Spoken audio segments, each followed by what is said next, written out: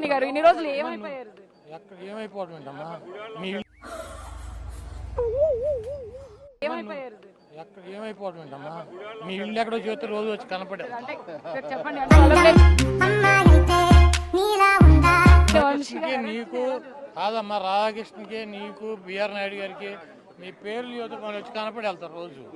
అంటే అంతకుముందు చాలా యాక్టివ్ గా ఉండేవాళ్ళు, బాగా మాట్లాడేవాళ్ళు, కమెంట్ గవర్నమెంట్ లో ఉన్న యాక్టివ్ ఇప్పుడు ఏం చేయాలి? భయపడుతున్నారా ఇప్పుడు? దేనికి? గవర్నమెంట్ లో లేనందుకు మాట్లాడితే ఏమైనా అరెస్ట్ చేస్తారేమో. కాదమ్మా, నీ ఉద్యోగం పీకేసిన కూడా యాక్టివ్గా ఉంటావు, మైక్ పట్టు తిరుగుతావా?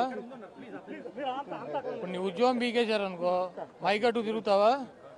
మా ఉద్యోగం పీకేశారు కదా, ఇప్పుడు ఏం చేయము యాక్టివ్గా. వంశీ అరెస్ట్ ఎలా చూస్తారు?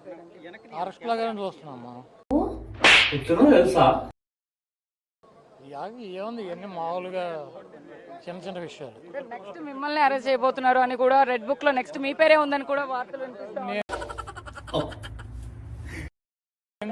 రెడ్ బుక్ మీరు చూసారా? నాకు చూపించలే, మీకు చూపించాడు?